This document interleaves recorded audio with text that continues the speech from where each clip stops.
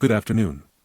Welcome to GDIC's NASA SEWP 6 webinar, which is going to review the latest amendments, that is 11 and 12, as well as the two latest batches of responses that were issued by NASA recently. My name is Cal, and I am your artificial intelligence host today. With me is Ab Vand, VP for Capture at GDI Consulting and a subject matter expert on these opportunities. Ab has over 30 years of experience in capture and proposal management. He is considered an expert in self-scoring as well as traditional proposal and capture efforts. Ab has managed over 1,000 successful capture and proposal efforts and is a regular contributor to Washington Technology and other online GovCon magazines. He has also held numerous training webinars for various APMP chapters and APEX, previously PTAC, offices throughout the U.S. Before starting, there are a few housekeeping notes I would like to mention. First, this webinar is being recorded and the link to the recording will be sent to you within 24 hours. Second, we will hold a Q&A session at the end. You can send your questions during the webinar by the chat system to the right of your window and Ab will address them at the end. Third, you can download this presentation by clicking on the link under File on the right-hand side panel on your window. We highly recommend you download the slide deck so that you can always refer back to it. So let's see what this webinar covers. We will first have a quick glimpse on GDI Consulting's capabilities and what it is providing in 2025. Then, a short discussion on the RFP requirements post-Amendment 12 per each category. Then a hand-in discussion on the submission structure. Next, Ab will provide some general notes and clarifications.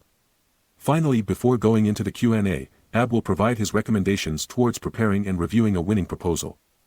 If I want to summarize what you can take away from this webinar, it is firstly, understanding some important changes in each volume requirements. Secondly, new and specific guidelines for JVs and MPJVs. Then a picture of how the submission structure should be and finally some general notes and recommendations towards how to ensure a thorough review is performed and the submission has no glitches. So, with that, I will now hand over the control to Ab to first give a short glimpse on what GDI Consulting is providing in 2025. Ab, you can take over now. Hello everyone, and thank you, Cal. Thank you for participating in this SEWP 6 webinar. As Cal mentioned, this is post-amendment 12, so we're all set to actually submit, and I don't think that they're going to extend it again. So we really need to move into the preparation and final preparations phase. So I've tried to gear this webinar towards a little bit more hands-on, what you should review and how you should prepare. And also, since they've made a few very important changes in Amendment 11 and 12, it's important that you understand these changes and so on. Now, I do want to explain very quickly about GDI Consulting's plans for 2025. We have some new services that we will be providing to our clients, so I will go over them very quickly. So I think everybody who's participated in our webinars already knows this page. I've just highlighted some of this. As far as SEWP 5 is concerned, we had 6 wins on that, 4 small businesses and 2 large ones. We now have a 98% win rate on self-scoring proposals. We got 93 awards on Oasis Plus that was announced. And an 83% win rate on NASA opportunities, as SEWP 6 is a NASA RFP. Over 300 repeat customers, over 86 large clients. Some of them are on the top 10 list of defense contractors. And then 289 wins in 2024. We were able to compile it, and with $18.6 billion worth of contracts that we got for our clients. Now, as far as our services, so we have 4 divisions, and we have expanded our capabilities in each of these divisions. The Proposal Development Division takes care of both task orders and standalone proposal writing, which is usually the traditional proposals that have, management and technical and that sort of thing, volumes. And then the IDIQ, BPN, GWAC proposal support we provide are mostly these days self-scoring, and we are one of the leaders, or I think we are the top leader with, as I said, a little bit less than 100 wins on Oasis Plus. So that's another service we provide, and of course, review services and staff augmentation are all in our bag under the proposal development division. Now, the capture management division provides both strategic capture or dedicated capture management, as well as tactical sourcing and qualification. We have now a special service we provide for Oasis Plus, GSA Mass, and Seaport contractors. We help them identify task orders under these and provide support for that. So that's a special service we're providing for our clients on Oasis Plus, plus GSA Mass schedule awardees and Seaport and other actually contract vehicles. And finally, Capture Edge is our new capture management platform that provides a full plethora of capabilities for capture, for getting information from the government side, from competitor side, from RFPs, pricing, management of your proposal, everything. So, hopefully we will hold some specific webinars towards that.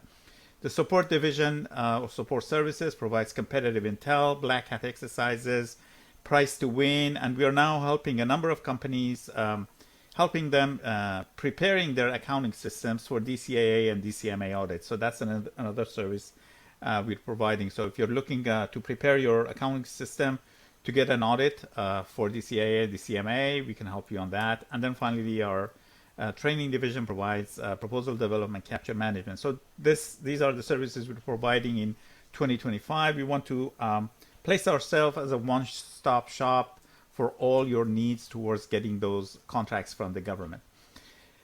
Okay, so that was a short brief about our capabilities and what we are providing in 2025. Now, as far as SEWP 6 is concerned, right now, most people are in the review phase, so we are providing review services to our clients. If somebody wants a full proposal development right now, it's very late, but yes, we can do that too. And of course, we provide free consultations. So if you have any questions, by all means, coordinate with us and we can jump on a call and I can answer any questions that you might have. Okay, so let's see what's the latest status on SEWP 6, first of all. So as you know, there were a number of questions submitted to the government. Overall, they have responded back to 5,163 overall in 7 batches. That was the first round. That was essentially in 2024. 7 batches of responses, 5,163. Then they opened up questions again. I don't know why they did it, but they did it.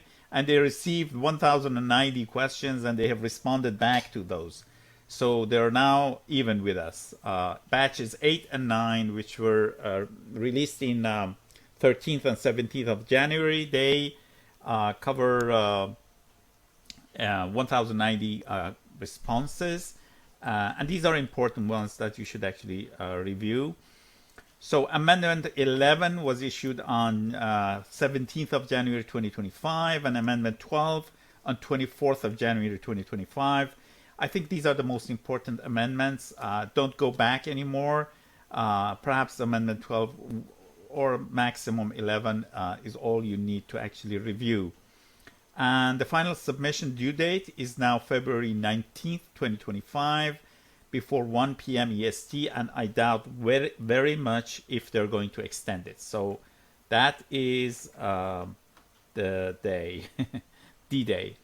Okay, let's move on. So let's go into the proposal requirements. Now, as I said, what I'm going to discuss for each of the categories A, B, C is post Amendment 12. So a lot of things have changed, and I will try to emphasize those. So as you know already, the 3 categories A, B, C. Category A is essentially equipment, they call it solutions. Then B and C are essentially services. So let's look at the structure of the volume or the volume structure of your submission. 3 volumes, as you know. Offer volume, which is in addition to the administrative documents and certifications, the most important part is the experience part.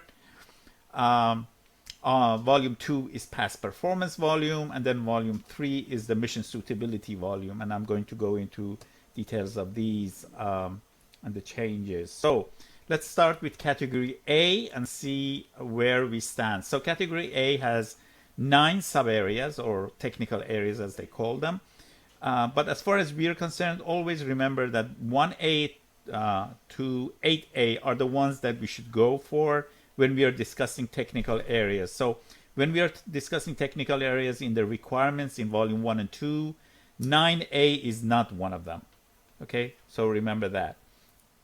Now, for volume 1, obviously you need ISO 9001:2015 certification. Now this is either the certificate itself or the POC information to prove it's in the process. So all you need to provide, if you don't have it, is the POC information: name, email, telephone number, address of the company, and that sort of thing.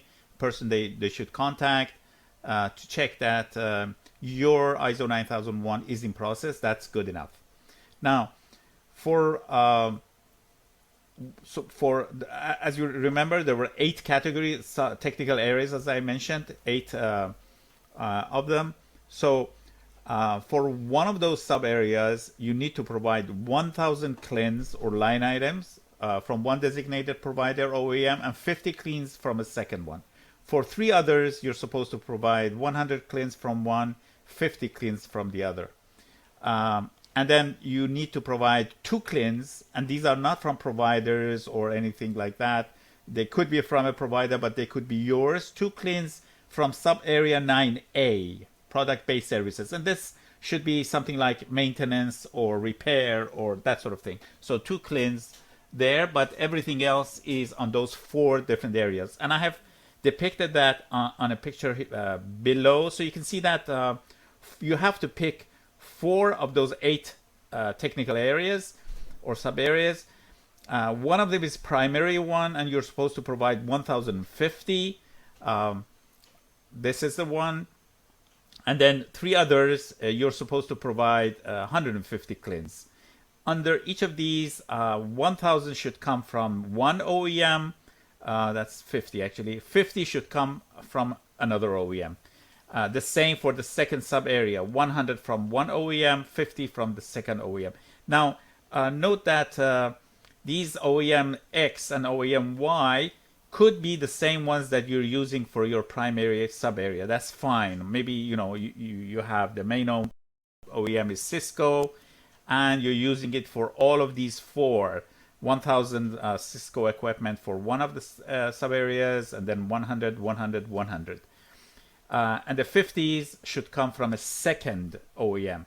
Now, the thing to remember is you're supposed to provide LOAs. The LOAs must come from the designated OEM, which is the one with the large one. So, for example, for this one, the 100 CLINs from OEM, this OEM you need to get a letter of authorization or LOA from.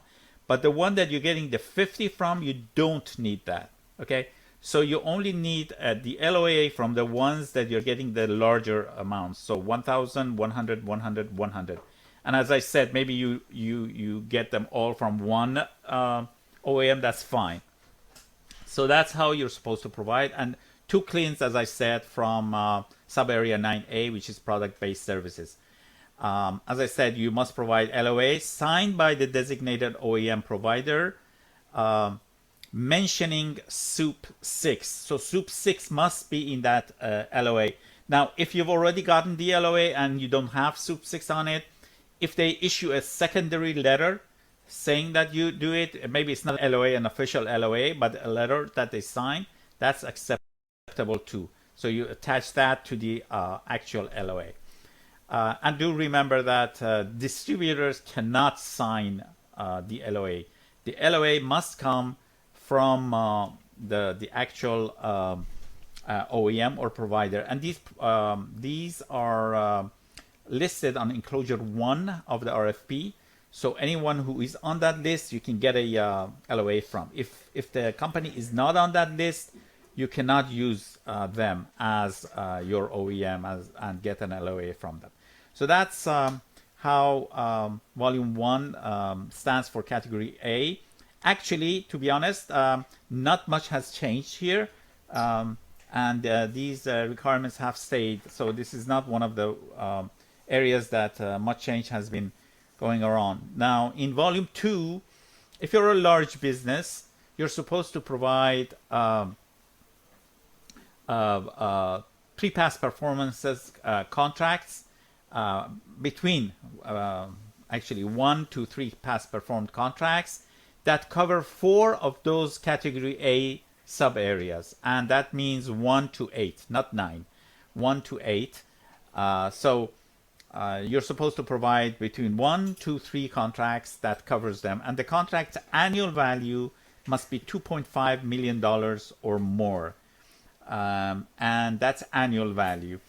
That's if you're a large business. If you're a small business, then the annual value of the contract must be over $150,000, and you're supposed to provide 3 of those Category A technical areas, not 4.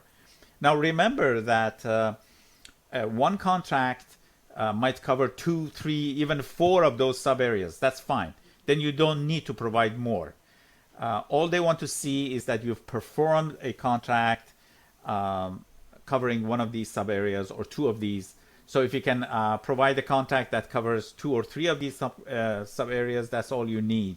If you're a large business, you need to cover up to 4. So maybe one of your contracts covers 3, and then you need a second one.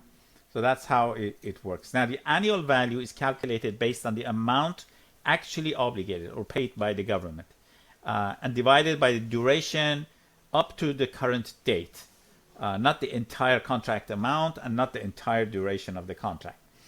So that's how you calculate the annual value.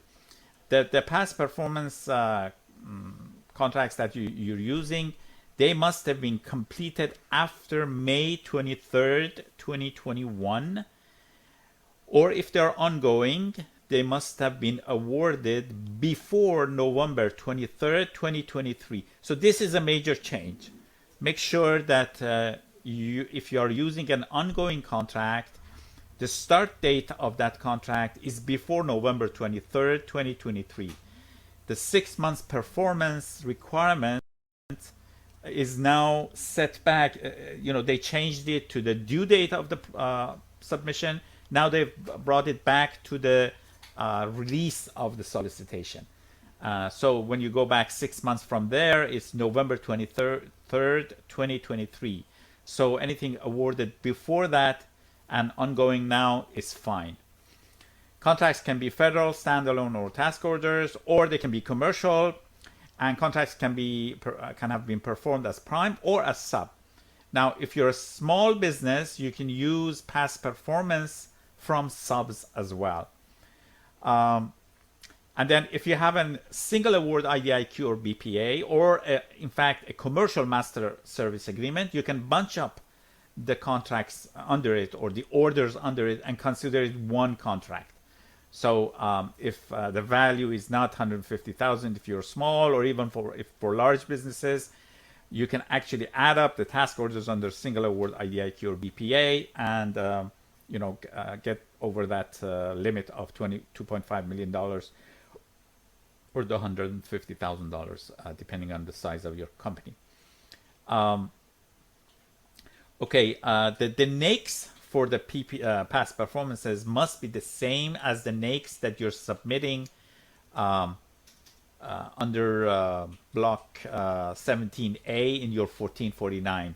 That's the submission NAICS. When you're submitting your proposal, first of all, you're supposed to pick the correct 1449 and put in Block 17A which NAICS code you're submitting under, and you do the same thing when you're actually uploading it to SEWP 6 or SEWP NASA SEWP portal, they will ask you what NAICS it is. Now, whatever NAICS you submit under, your past performance contracts must have that same NAICS code. Now, it might happen that you're using contracts that they don't have that. Then you must provide justification to say why these contracts and the scope of work is relevant to your submission. There's a 10-pager that you actually introduce your past performance, that 1 to 3 contracts that you have, 10 pages of past performance that you have to write towards, and here is the place that you provide that justification. I've not mentioned it, but you're supposed to actually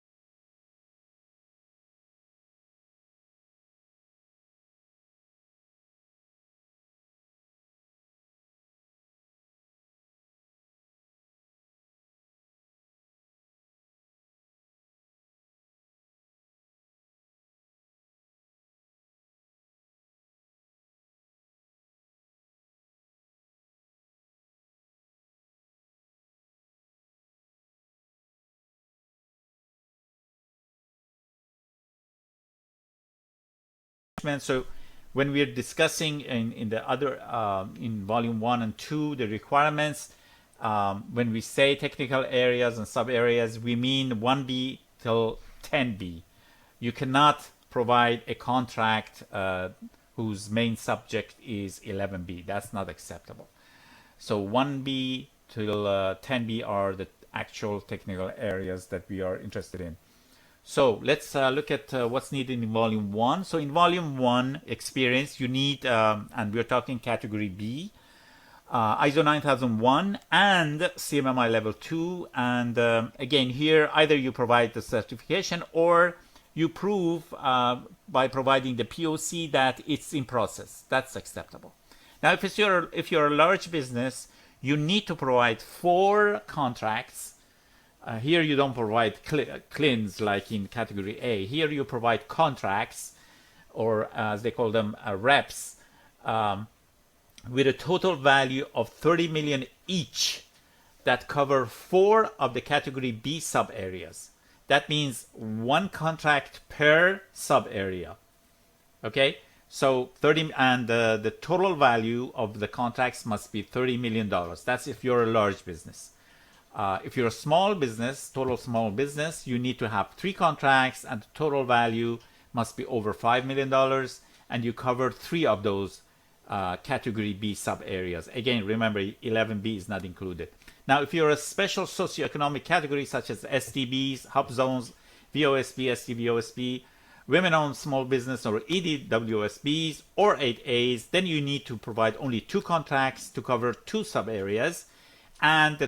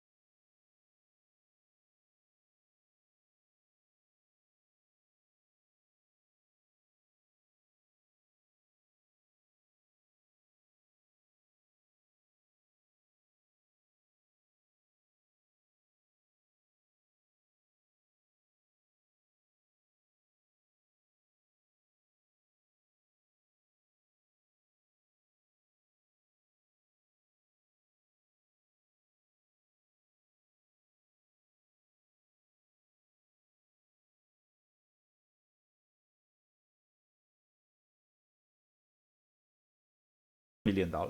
So these are all new. If it's a special JV with one of these socioeconomic types, like an 8A JV or a hub zone JV, whatever, at least one of the reps must come from the JV itself or the member with the socioeconomic status. Now, the value of the rep provided by JV itself or the member with the socioeconomic status must be over $2 million. So this is half the gains. Instead of $4 million, if it's coming from the JV itself or one of the one with the socioeconomic status, the value is $2 million. So these are all new changes.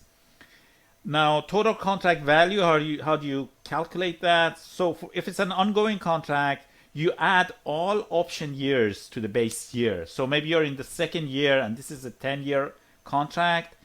The value will be that 10-year, whatever it is. It's, you calculate that, which is good. For completed contracts, however, it's actually what you were paid. So that's the obligated amount. Whatever you were paid. Maybe it's less than the actual contract amount.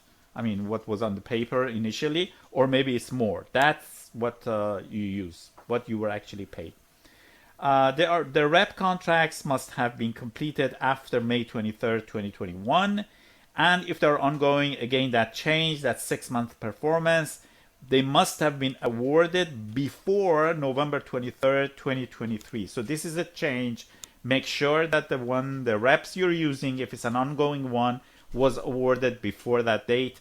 Otherwise, it won't be considered as having a 6-month of performance. Contracts can be federal. So the rest is similar to category A. I will not go over it. And again, here, as far as volume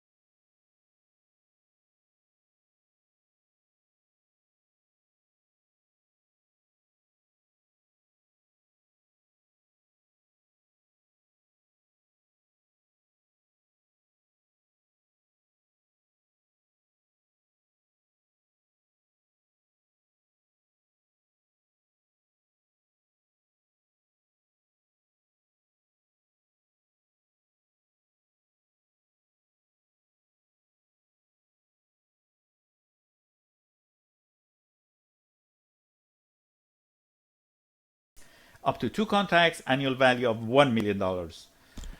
Now, again, new material, MPJV. So past performance can come from mentor. Again, this is changed. The protege or the mentor protege itself. Past performance from the mentor must be over an annual value of $1 million, similar to the socioeconomic ones. But past performance from protege or the mentor protege JV itself must be over 500K, so half of that $1 million. So these are all new changes. For JVs with one of those socioeconomic types, like a JV or similar, past performance can come from the JV itself or any of the members. The annual value of the past performance provided by the JV itself or the member must be over 500K. So again, half the value. And again, annual value is calculated by the actual obligated amount. The past performance contracts must have been completed after May 23rd, 2021. Or if ongoing, again, make sure this has been changed November 23rd, 2023. The rest of the information is similar. Now, as far as the NAICS code, that last point, the NAICS code of your past performance must be the same NAICS code that you submit your contract with. Again, like category A. So if you're submitting under 541512, the past performance contracts that you're submitting must have that 541512 NAICS code. You are allowed not to have that, but then you have to provide justification as to why that specific contract and the scope of work there is relevant to 541512 in our example. So, and that goes into that 10 pager that you provide for past performance, similar to category A. So that was category B. Now category C again is very similar to category B, but the numbers are a little bit different. So these are the technical areas. Again, you don't look at 11C. That is not going to be used in terms of the contacts you're supposed to provide. In category C, obviously you don't need CMMI, so you only need to provide justification or your certification for 9001, or the POC information for if it's an under approval. Now, the total value here is $2 million, and obviously category C is for small businesses only. So if you're a total small business, your contracts must be over $2 million to cover 3 of the category C sub areas, not including obviously sub area 11C. Now, if you're one of those special socioeconomic ones, you need to cover only 2 contracts, 2 sub areas. Remember, 1 rep per sub area. You can't use 1 rep for 2 sub areas. You need to use a different rep, a different contract for that sub area, for the second sub area. Now, MPJVs again, the same thing, but here the value is halved. So even though the mentor must provide a contract which is over $2 million, but the protege or the MPJV itself can provide a contract that is over $1 million, and it's acceptable. And socioeconomic JVs, again, if the member or the JV itself, they can provide contracts that are over $1 million instead of $2 million. That is the usual for non-JV contracts submissions. Total value is the calculation is the same. So add all option years here. We are talking about volume 1.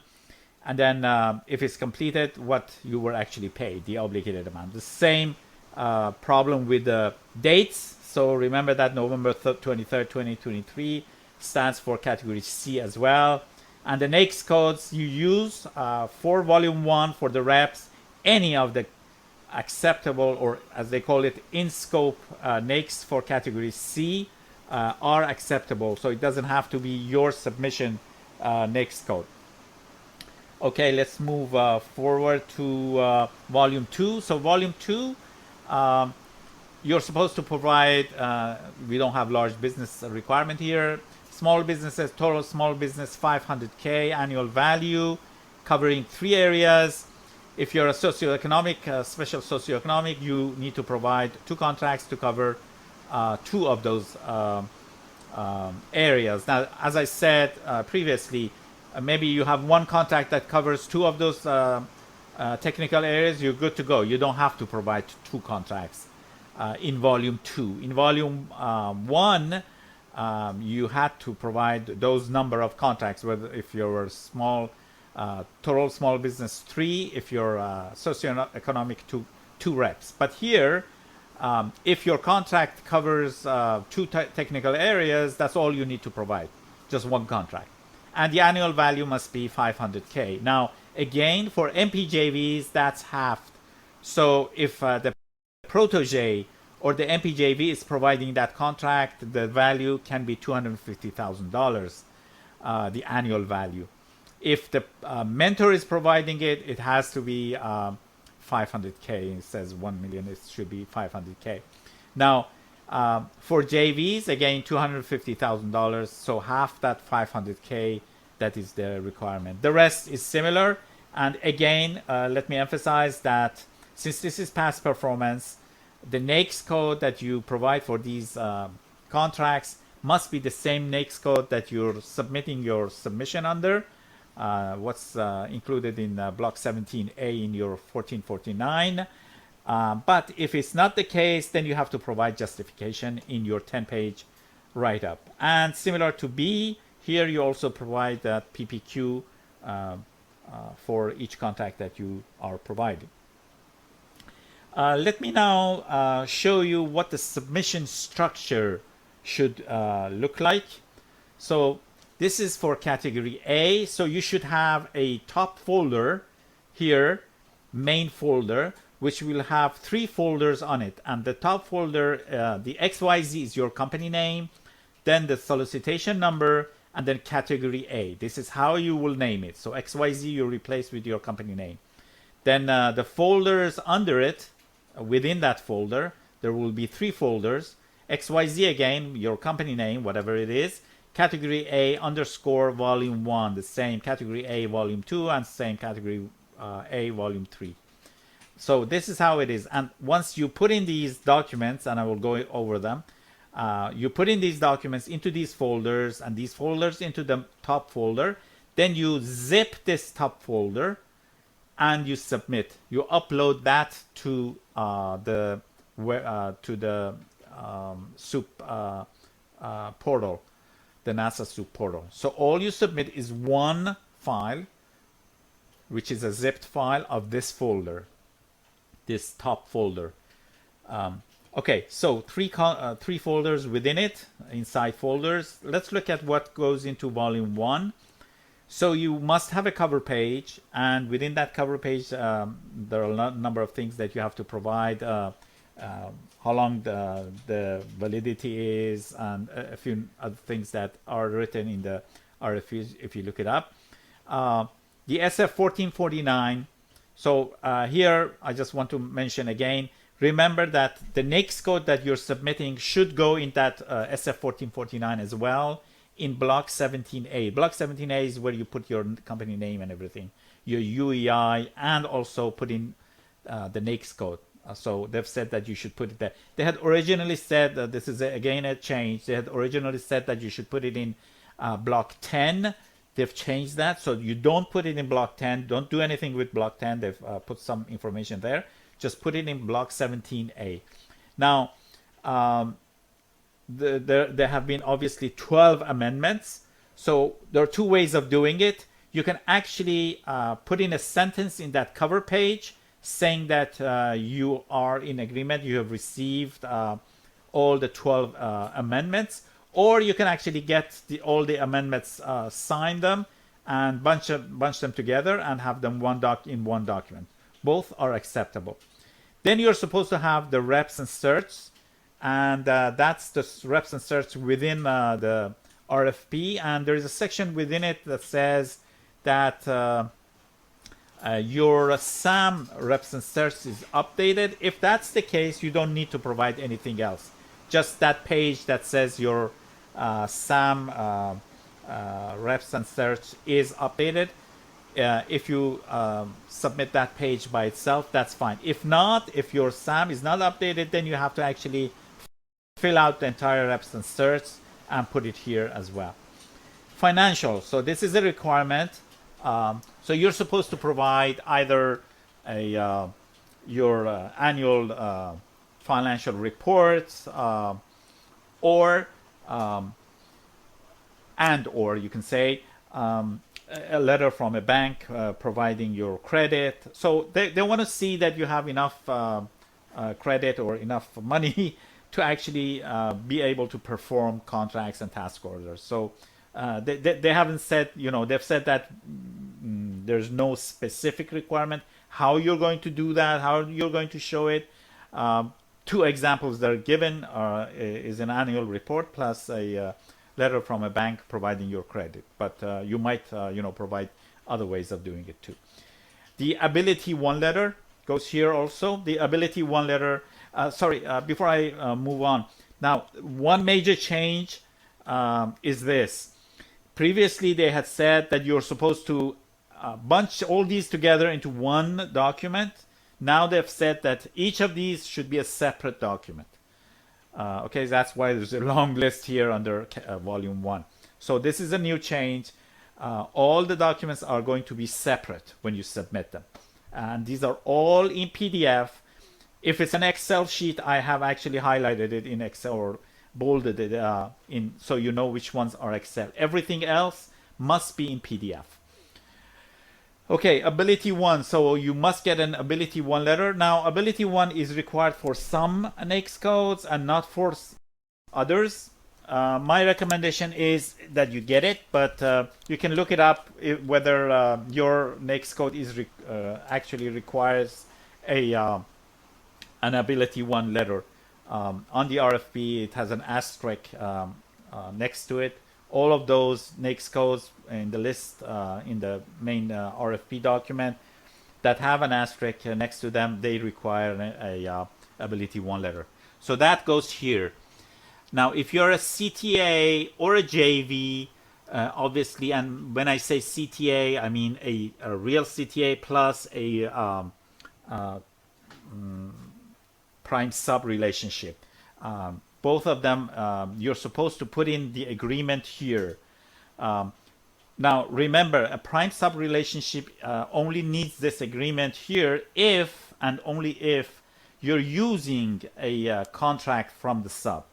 If you have a sub but you're not using their contracts in volume 1 or volume 2, and this stands for all category A, B, C, you're not supposed to provide your agreement with them. The agreement is only needed if you're actually using their contracts. JVs, obviously, if you have a JV, the JV agreement goes here. Merkles. So if you're using a contract from your affiliate, mother company, or you know, other divisions, anything like that, you do need a Merkle. Goes here with that naming. Now, since we are discussing category A, Exhibit 3A is an Excel sheet. It goes by itself, so you don't turn it into a PDF. It stays an Excel sheet, the clean spreadsheet. So, and make sure that everything is filled out. Now, you need the LOAs. Obviously, maybe you only need 1 or 2, but I put in 4. Maximum, obviously, is 4 LOAs because 4 areas you're supposed to provide. And each LOA will be separate, a document, PDF document. And then Exhibit 4 is Excel, the NAICS crosswalk. So Exhibit 4 must go here in Excel format. Don't turn it into a PDF or anything like that, but obviously filled out, in which you mention under each of the NAICS codes. It has a long list of NAICS codes under category A. You mention whether you're small or you're large. Now, if you're a special socioeconomic, you must mention, maybe you're both 8A and hub zone. So you don't say small business, you say 8A hub zone. So you do mention your specific socioeconomic standing there. And finally, ISO 9001, which is a requirement. So these are all the documents that go into volume 1. In volume 2, you need a cover page. And remember, I said the list of all the POCs, the contracting officers that you have sent your PPQs to should go into that cover page too. The second document, which I called PP, is the one that 10-pager that you describe how you performed in those contracts. And remember that if the NAICS code is different from your submission, you also have to provide justification in that 10-pager as well. And then another thing that they have emphasized maybe a little bit earlier in than Amendment 11, but I think I should mention it here. You are supposed to provide a list of all the contracts that were defaulted or were descoped because of your, some sort of a fault in your side, not on government side. So descoped contracts and defaulted contracts, terminated contracts, you must provide the list during the past 3 years. Now that list will not count against those 10 pages. You can put it at the end of those 10 pages as a separate page, or you can actually provide the separate document and call it defaults. They haven't said what name should be given to it, whatever you want to provide. So that's that goes into volume 2. Then in volume 3, you have the technical approach, which is 15 pages. It should have its own cover page and table of content and everything. Then you have a management approach, again 15-pager plus table of content and the cover page. And then your CSCRM, which is an Excel form, that's Exhibit 5, goes here. Now, if instead of the CSCRM, the Excel form, you do have an OTTPS certification, it goes here. And so either the CSCRM Excel sheet or the OTTPS certification, which is acceptable in lieu of a CSCRM, both will go here. So this is the structure of category A. Obviously, the other two structures are similar. So category B is similar. Only in category B, especially in volume 1, since you don't have those CLINs, instead you have the reps. So rep 1, rep 2, rep 3. If you're a socioeconomic one, you only need 2 reps. Rep 3 would be for total small business, and large businesses need all 4 reps. And then obviously the next crosswalk, the ISO 9001 and the CMMI. So category B requires a CMMI document certification. It goes here. Now, remember, if it's in process for you, you put a document, and in the document you just say, here is the POC information. So it's one pager that provides the POC information. The rest of the volume 2 and volume 3 are essentially similar to category A. So here you provide the past performance, and in volume 3 you provide technical approach, management approach, and the CSCRM or OTTPS certification. And finally, for category C, again the same thing. Here you don't have large businesses, so you can have 3 reps, and you don't have CMMI, so you only have ISO 9001. The rest is similar. But do note that the naming convention. So always you putting category C everywhere in all the names, document names. And for all of them, 3 folders, you put in the documents, everything in PDF except the 2 or 3 Excel sheets. And then you zip them, zip the entire folder, the top folder, and submit that zipped file, which cannot be larger than 120 meg. Assuming that most of these documents will be small documents, I don't think we will run into a problem for any of these. So in terms of going over the 120 meg. Some clarifications. Okay, so this black hole of NAICS, I always go over it. So there are multiple issues about NAICS. I just want to clarify it. So the RFP itself has 3 NAICS. Category A is 541519E, category B is 541512, category C is that. Just forget about those.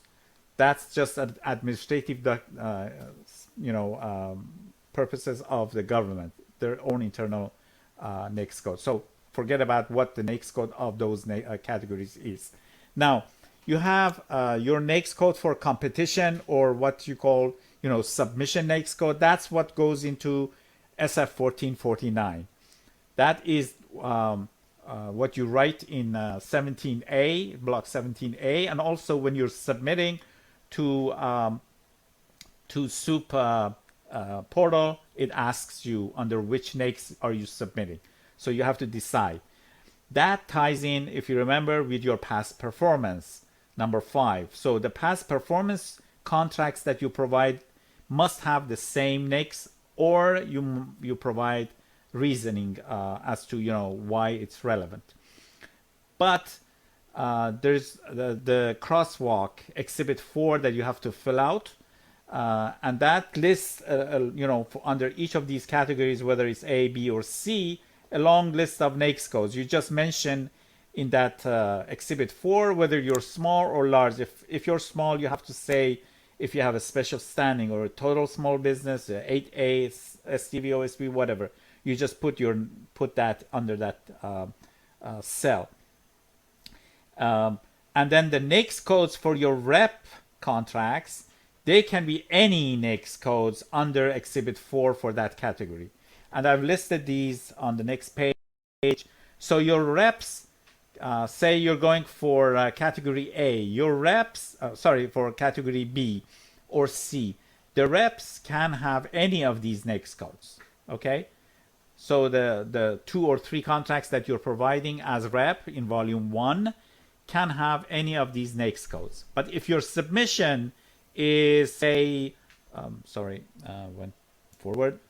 So if your submission is 518210, for example, then your past performance contracts must have the same NAICS, 518210.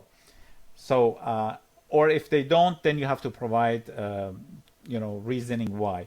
But the reps that you will provide, they can have any of these NAICS codes, any under category B or C. So these are the NAICS codes for B and C, and to the right, which is more category A NAICS codes. They call them in-scope NAICS code. So that was a discussion of NAICS code. Ability 1. So you're not supposed to get Ability 1 letter for all the NAICS codes. It's not mandatory, but it's mandatory for some of the NAICS codes, and you can look it up in the RFP, which ones, the ones that have an asterisk next to them, you have to have that. And the goal is that at the end of the year, if you know what Ability 1 is, it's towards subcontracting part of your work to contractors with disabilities, whether they're blind or other types of disabilities. You're supposed to, and that's the goal, to subcontract 2% of your contracts to these subcontractors. Now that's a goal. If at the end of the year you don't reach that, they're not going to kill you. You just have to say, hey, we'll try better next year. But that's essentially how it works. And it's an annual, you're supposed to provide reports every 3 months, but the main report is annually, and it's not per task orders necessarily. So it doesn't mean that all task orders must have this 2%. Financial, I did cover, so it goes into volume 1. You need to provide, but it's a must, it's mandatory, to need some sort of a financial documentation to prove that you do have the capability to actually perform the projects. Now this can be a bank letter of credit, or it can be your end of year annual financial report, profit and loss statement, and that sort of thing. As far as multiple proposal and categories, you need to provide separate proposals if you're going for multiple categories, so you don't mix them together. If you're going for B and C, you need a complete set for B and then a complete set for C. Completely different. Maybe some of the documents are similar, that's fine, but remember the naming conventions in submission. Everything must be completely separate. If you bid on a small business and win, you can participate in the unrestricted task orders in that category. So if you're going for B, if you win and are awarded, then you can actually participate in all task orders under B, and not necessarily under that technical area that you provided your reps or past performance. You can participate under all technical areas under category B, whether it's small or large business. No problem. Obviously, it doesn't work vice versa. So large businesses cannot participate in task orders that are set aside for small businesses. Okay, so those were with regards to these. Now, volume 3 clarifications. Now, there was a lot of questions with regards to how to write towards, whether if you're going after 2 or 3 of those technical areas, whether you should write towards, in your technical approach towards them, or whether you should cover all 8 or 9 or 10 technical areas, depending on which of those category A, B, C you're going. So they have mentioned that no, you're not going to do that. You're not going to, cover your own technical areas. So they've said it specifically. The offerer must provide a summary description of their overall technical offerings and general capabilities in accordance with the proposed category scope. So what is important is the scope. So you have to go back to attachment A, SEWP scope, section A2 scope. Read it from there. And they've emphasized this multiple times in the Q&As.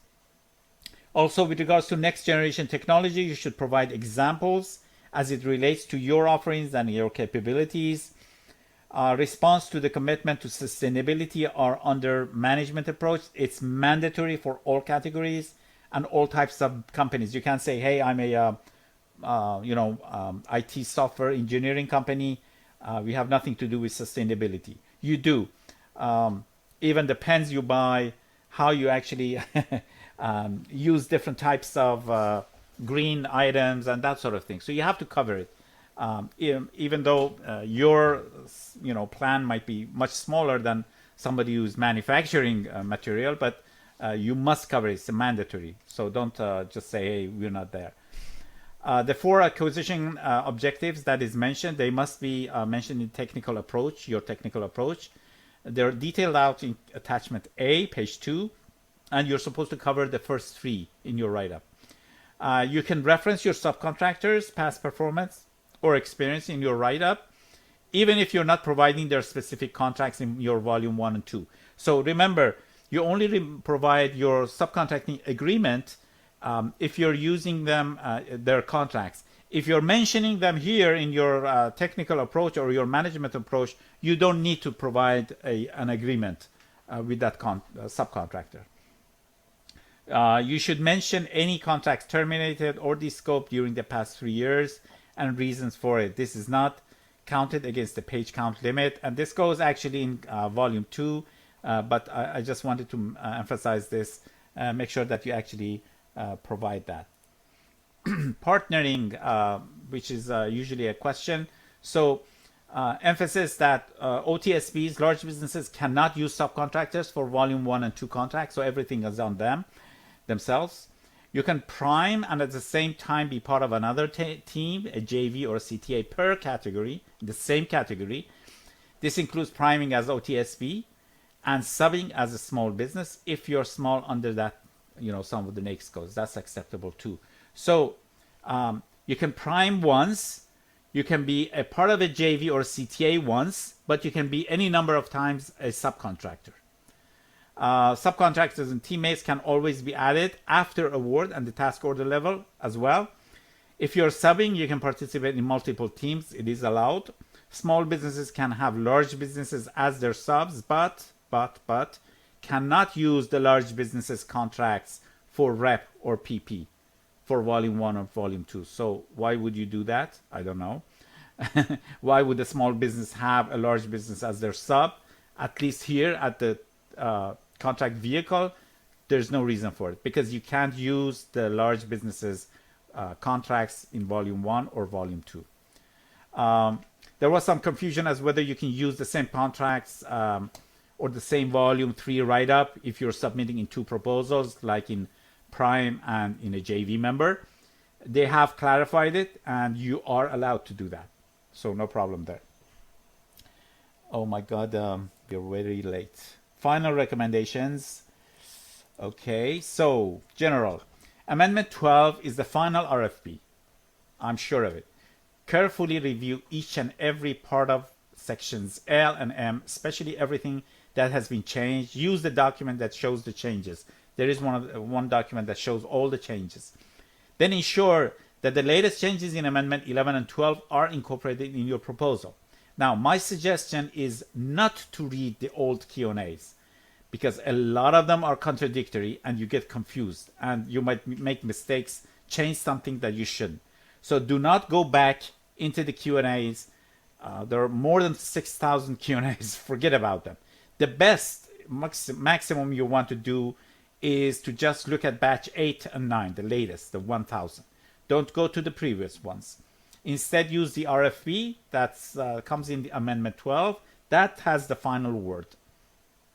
Now, compliance is of utmost importance in SEWP 6 in the submission. Do not mix it up with the usual gate reviews. It's a little bit different. There are many moving parts in each document.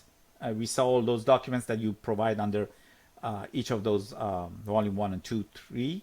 You need to create a very, very detailed checklist to ensure that you don't miss anything. It's really important. I think this is the most important part in your review and your compliance checks. This checklist should cover the specific in each document. When I say specifics, I mean, let's say, take LOAs. Does the LOA have a signature? Does the LOA have the SEWP 6 name in it? Is the LOA signed by the OEM itself and not by for example, distributor, because that's not allowed? Is the OEM in one of the lists, acceptable lists? A lot of questions like that, and you just tick them. But make sure that you have all of these. So a very thorough checklist is needed. Put a separate team to review specifically for compliance. There are too many moving parts in the proposal, and don't underestimate the compliance review needs for volume 1 and 2.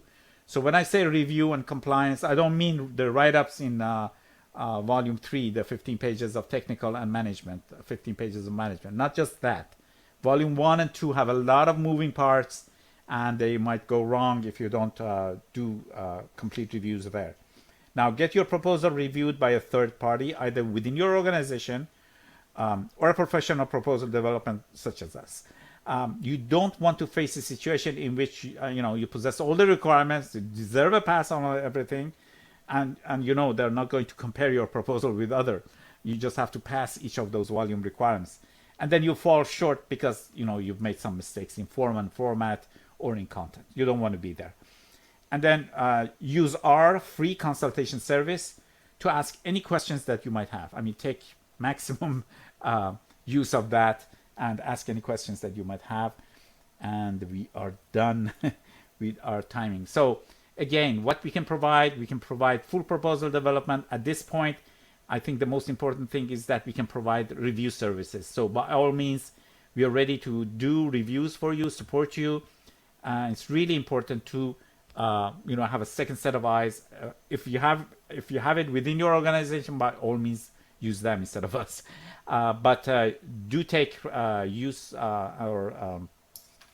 that free consultation service and set it up, and we can actually answer any questions. And you can set it up using this information. So this is my email and phone number, and my colleagues Maroon Freedy.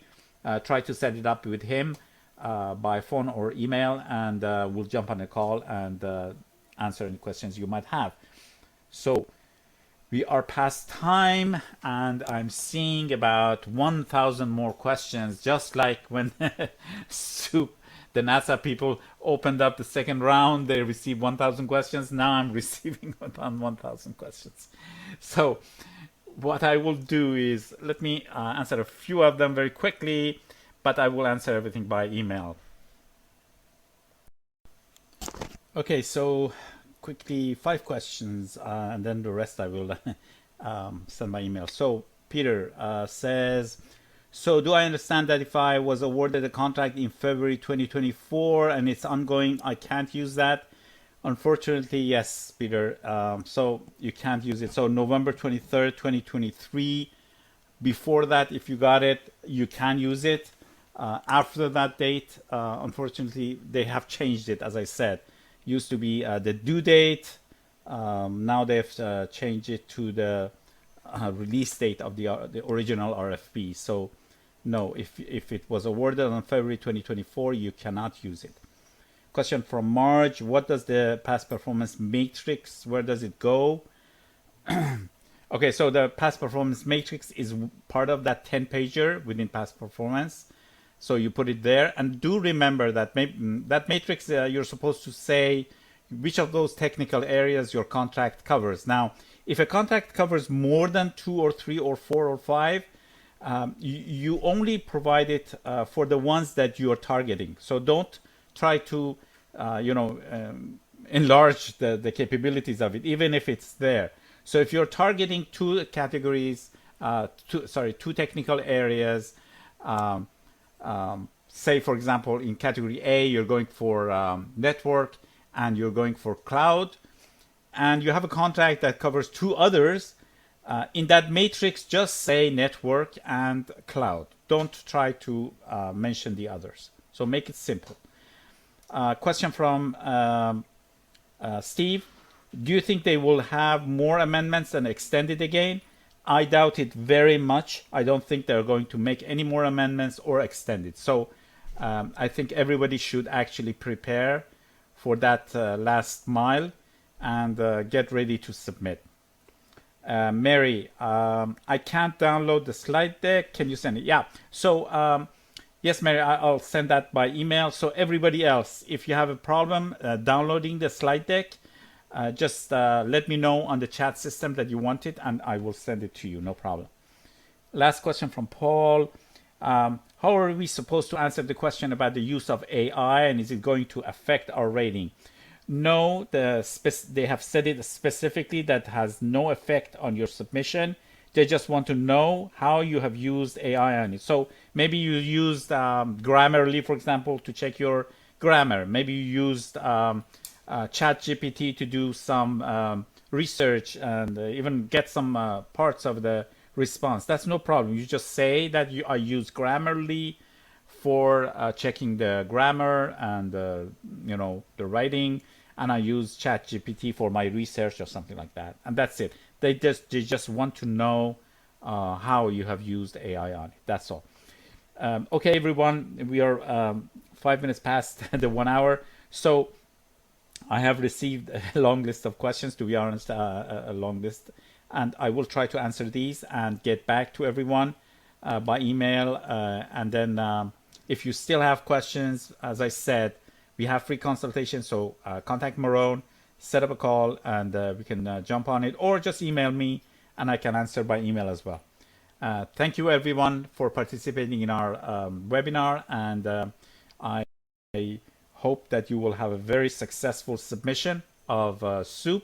And if anybody is looking for review services from our side also, please contact Marone, and have a wonderful day. Thank you so much.